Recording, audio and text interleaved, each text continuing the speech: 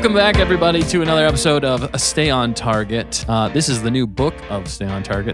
What season are we in right now? It's got to be season 3. I think we're season 3. If you're new here, like, comment, subscribe, check out our other videos. We got a whole bunch of them. We're guaranteeing that you're going to like at least one. We're going to be reacting to Chapter 1 of the Book of Boba Fett. We are excited. I am Dustin, and... I'm Dan. It's time for the Book of Boba Fett. The Book of Boba Fett. We're opening the book. I really hope they do the classic Disney intro of the book opening up. I hope so, too. Is this Mando Season 3 or is this Boba Fett Season 1? I think it's Boba Fett Season 1. I don't know. That remains to be seen. I think it's Season 1. Okay. But you could be right. I don't know. Because I keep hearing rumors that they're filming Mando Season 3. Okay. I think because this is specifically Boba Fett's book. Yes. You can't cross books into each other. That's true. Read between the lines. It's a Mando Season 2.5. Yeah, that's it. That's kind of where I'm at. That's what I feel like, because this hype is just like watching a new season of Mandalorian. Yes. Which we've had now 2 years straight. So this is the third year. Third year, baby. Can't believe it. I know. I can't believe. Yeah, we're already in the third year of kind of the Favreau-Filoni verse in some ways. I guess you could say it. Right. But yeah, I'm looking forward to it. I just can't wait to see Tamora Morrison back as Boba Fett. I love the fact that he's the right age, that they're making it all line up. Mm-hmm. Tamora Morrison is such a good actor in general. We really liked him in what was that movie you really liked him in? Aquaman. Yeah.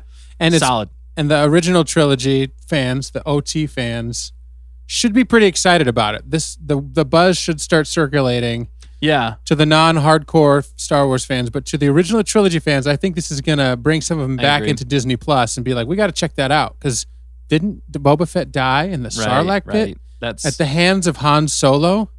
I think that's what got a lot of people back for season 2 of Mando in a lot of ways. Because pretty early on, Boba Fett shows up and everybody's like, what? And they kind of just left it a mystery. It still kind of is a mystery. Yeah. That's one of the big things I'm hoping they answer with this show. They have to show this has got to be the answer. How did he survive that?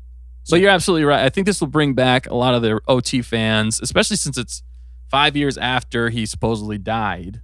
Yeah. So, or 5 years, it's like 5.5, 6 now, because Book of Boba Fett, Mandalorian was 5 years after. I'm not sure the time frame 100%, but it's right around that. Which, funny enough, is right around the same time that Thrawn series takes place. So I'm really hoping they're leading to that. I'd be fine with that. Do you think Mando's going to be in it? I don't know. I think he's going to be in it. I wonder if just his voice, if he's going to have a phone call with him or a hollow call. They could. Yeah, I guess they could. Yeah. But the only thing is, I don't know how they're going to bring Mando in for the fact that, he's kind of off. We don't know what Mando's doing at this point. Where we left off with season 2 was just. This is where I'm at. Yeah. This is why I said, is this Mandalorian season 3? Because we got Boba in season 2 of the Mando. Are we going to get Mando in season 1 of Boba? Well, that's why I feel like it's going to be 2.5, because I think they're going to hint at what Mando's doing, but they're not going to give away. And I think that might lead into season 3. I think you're right. Potentially. Or at least Mando might be like a side thing that kind of appears. Kind of like how Boba Fett was kind of really a additional character. Yeah. To Mando season 2. I think they're going to do kind of the same thing in reverse with Mando. Cool. So I'm hoping it's going to be like that, and I hope it has a bigger effect. I know with Mando we're pretty narrow on just Mando, which is cool, and I'm good with that too with Boba, following Boba along. But I kind of hope that this starts to broaden the universe in some ways. Yeah, me too.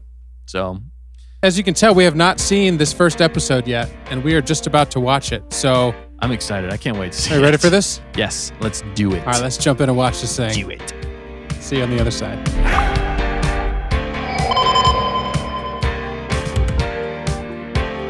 Whoa! And we're back. We're back. We just watched episode 1 of the Book of Boba Fett. The Book of Boba.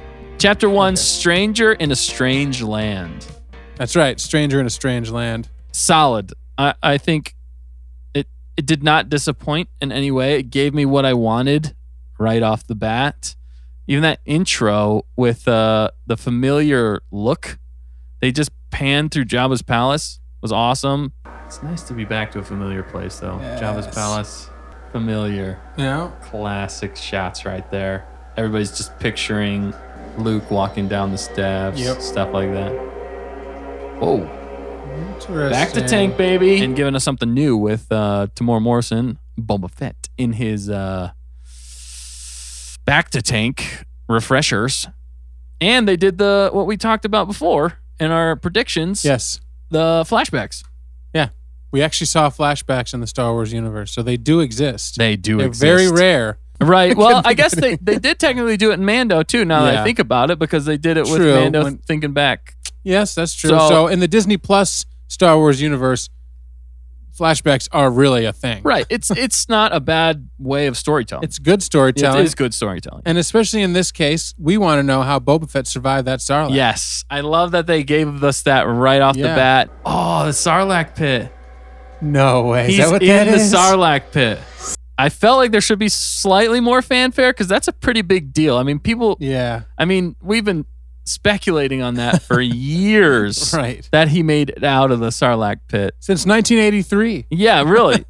So... That wasn't a lot. It was as simple as, basically him cooking it from the inside out and digging his way out of it without being burned alive by roasting it. I guess. Oh, he's torching himself. He's torching himself. And what the heck? How in the heck did he climb through sand? Oh man, that's awesome though. But the only other thing I'll say is, where did the stormtrooper come from? Oh, is that a stormtrooper? Oh yeah. In the Sarlacc pit though? It's kind of got a question on my mind. I don't know. Right. I don't want to be too critical. Well, if you think about it, the stormtroopers were there on that planet looking for Luke, or looking for the droids, I should say.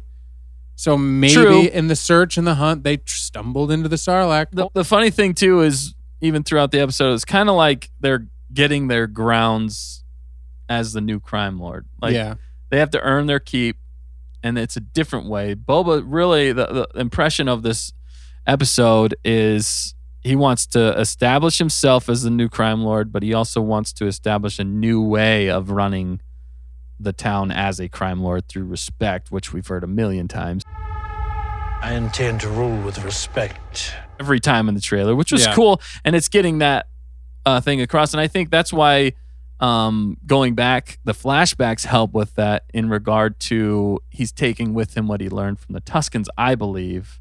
Right. And how they rule. They rule more with respect and some more honor, which is interesting because there's not really honor among thieves. Mm-hmm. Not that they're thieves necessarily, but they're crime. I mean, they are. Yeah. So it's going to be a challenging road for Boba to rule with respect and in a different way.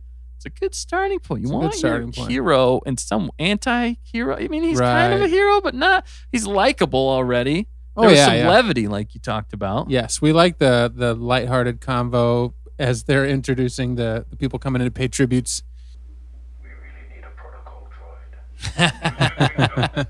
Still trying to figure out what they were doing in some regards. Fennec wants to kill everybody because she's an assassin. Yeah, right. And she wants to rule more by fear. They didn't really give away too much. I'd say the biggest reveal in this whole first episode is him just getting out of the Sarlacc pit. Yeah. So that's one of the biggest things. And then kind of going from there, it's just a good starting off point for the rest of the series. Yep. The other thing I really liked about this episode is it shows, I love how many aliens they have. I can't say it enough. The more aliens you put in Star Wars and the more original aliens in some ways you put in Star Wars, especially on Tatooine, just makes everything feel so much more Star Wars.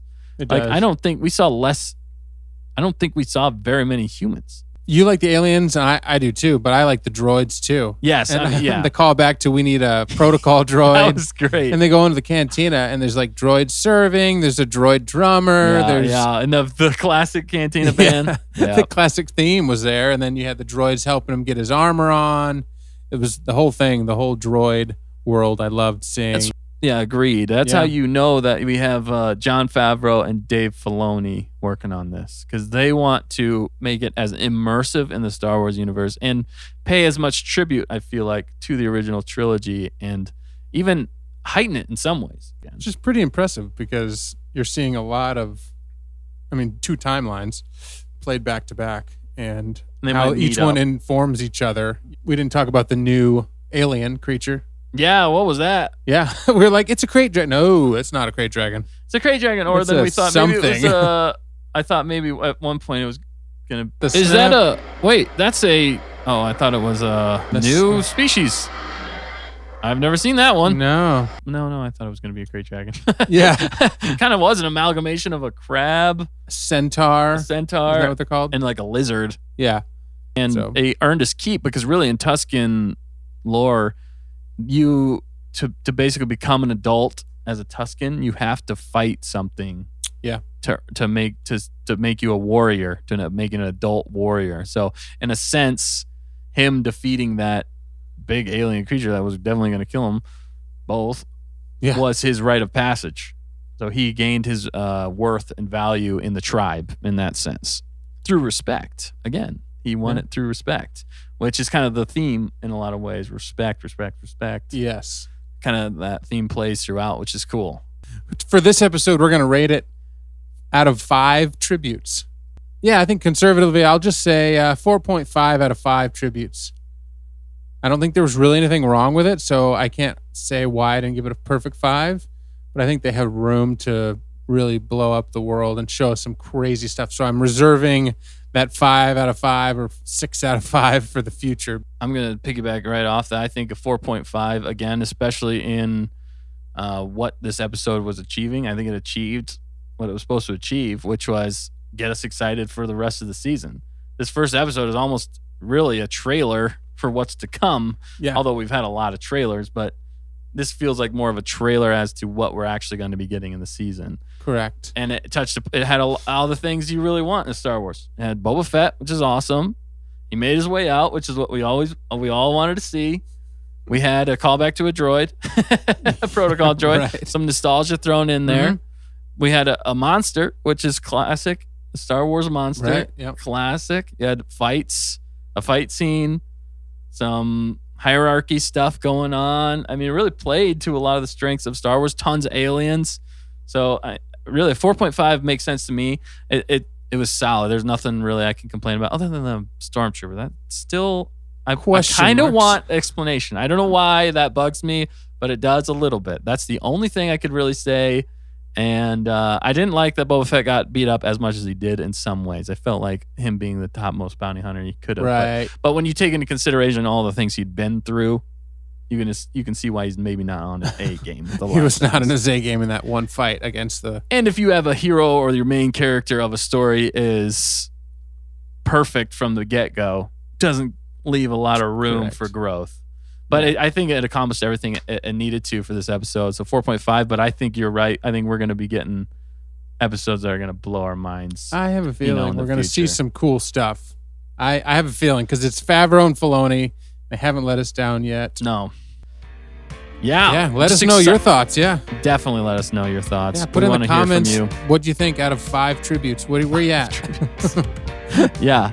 Well, Yeah. Solid episode. Looking forward to the next episode. yeah. Well, thanks for watching. Thanks for tuning in. And we'll see you guys next week.